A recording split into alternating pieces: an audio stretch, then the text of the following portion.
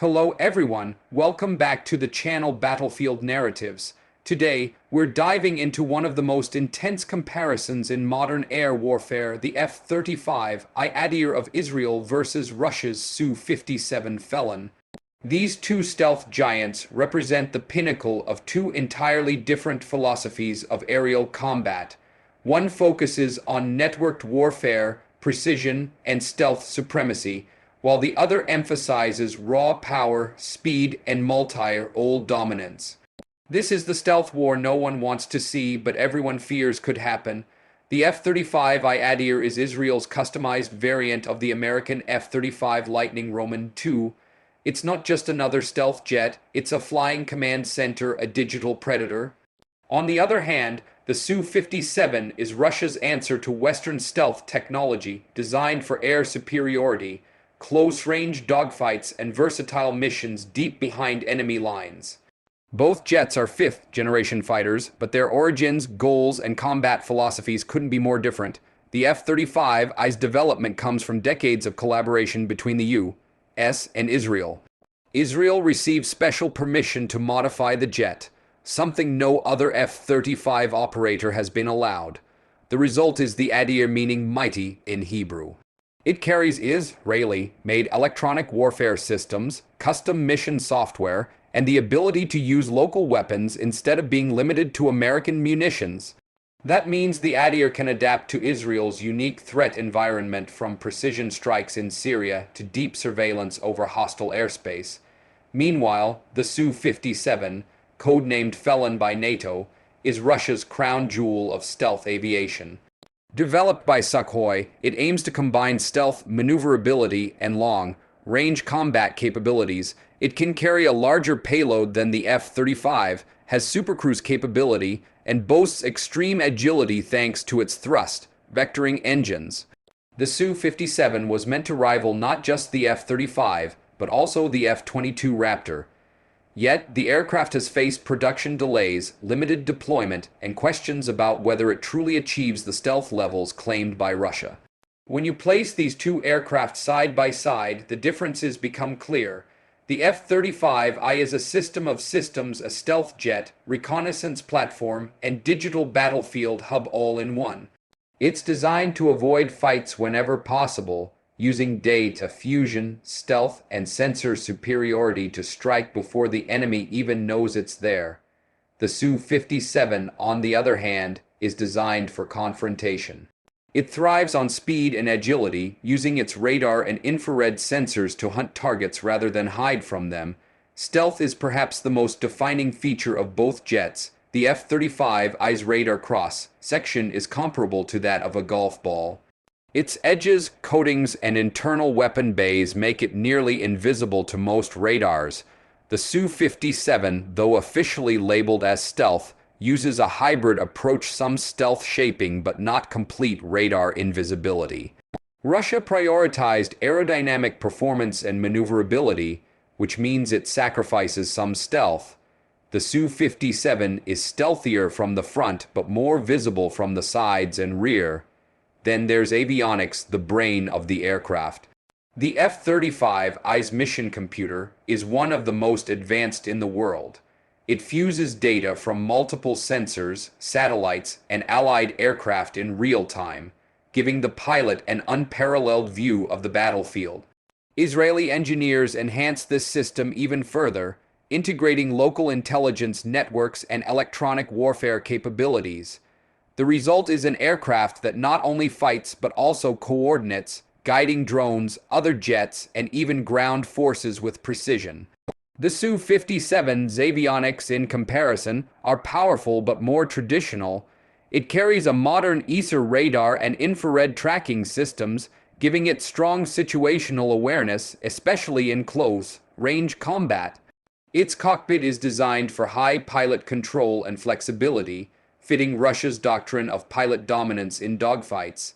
Yet, when it comes to network warfare, the kind of coordinated digital combat that defines modern conflict, the F-35I holds the edge.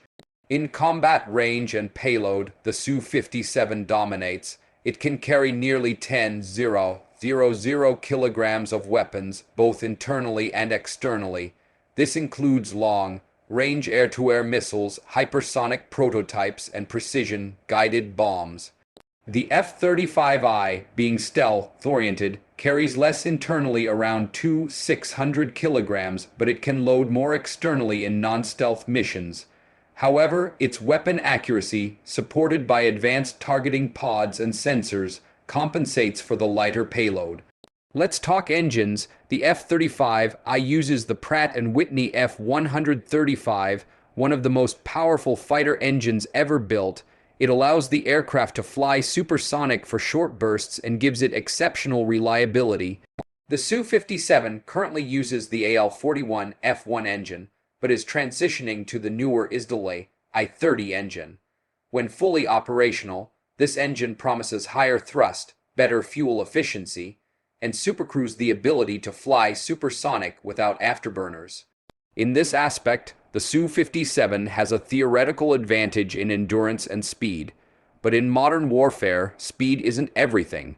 What matters is who sees first, who fires first, and who survives. The F-35I's strength lies in its ability to detect threats far beyond visual range. Its radar and sensors give the pilot a 360-degree view of the battlefield. Combined with data from AWACS and satellites, it can engage enemies long before being detected.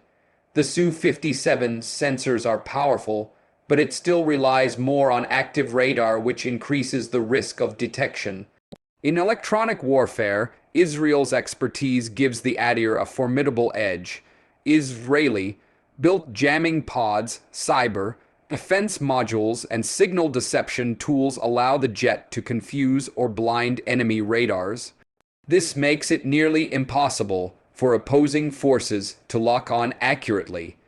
Russia has strong electronic warfare systems too, but they are often external or ground-based rather than fully integrated into the aircraft itself. Cost and production are another story. The F-35 program is massive, with over a dozen countries operating variants of it. Israel's fleet continues to expand with local upgrades, and maintenance is heavily supported by American logistics. The Su-57, however, remains limited in numbers, fewer than 24 operational aircraft as of today. Sanctions, budget constraints, and export hesitations have slowed its growth.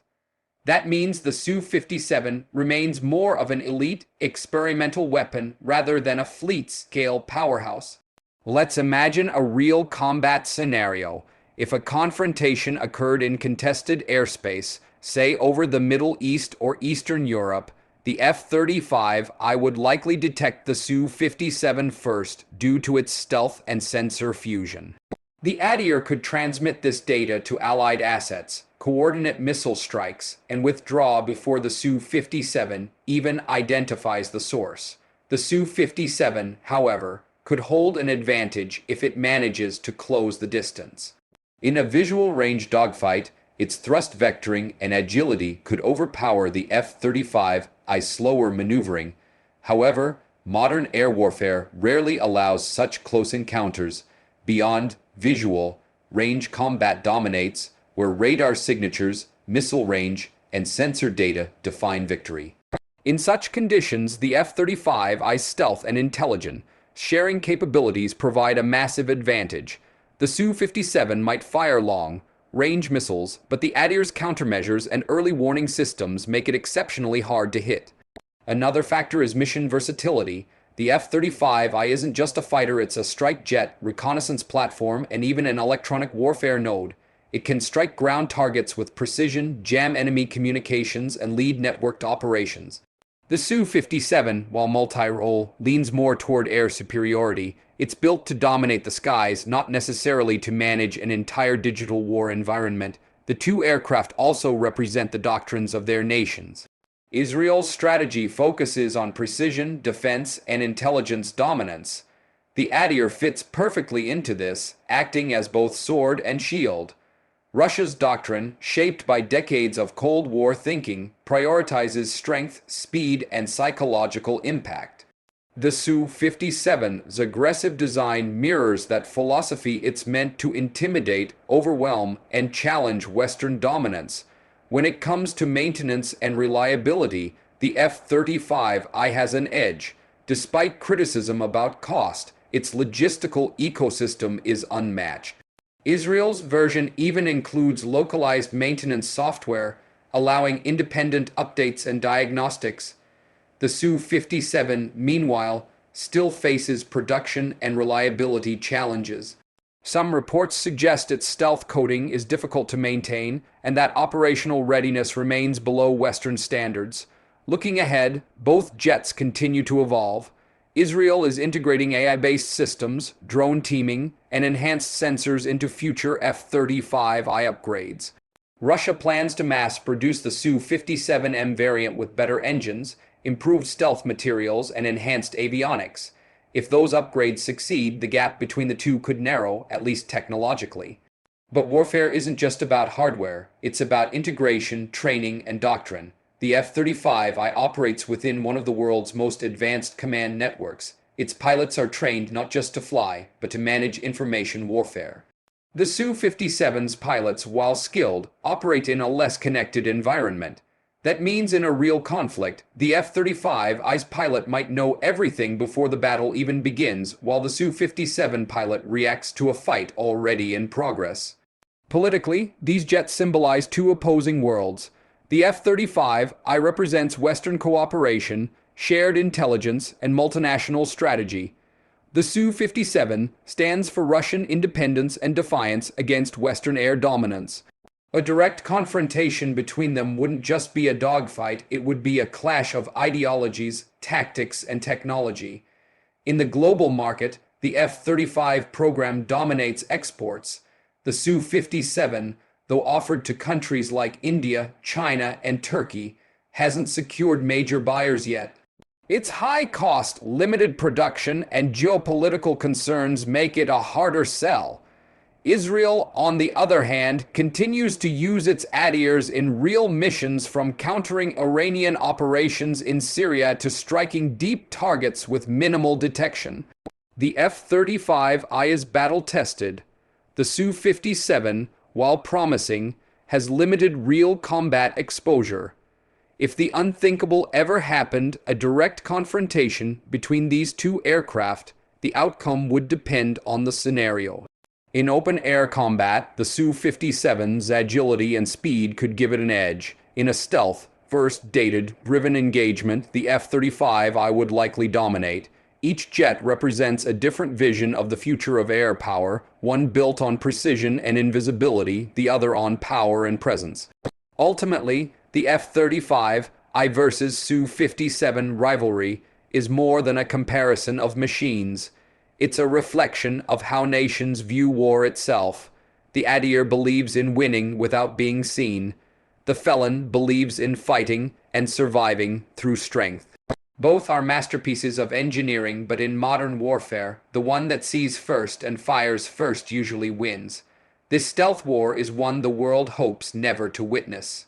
Because if these two aircraft ever meet in combat, it won't just be about who wins the dogfight, it will redefine the balance of power in the skies for decades to come. And that's the chilling reality behind the title F-35I vs Su-57, the stealth war no one wants to see. If you enjoyed this deep dive into the world of next-generation air combat, make sure to like the video, subscribe to Battlefield Narratives, and turn on notifications for more military analysis from around the world. Thanks for watching, and as always, stay tuned for the next Battlefield story.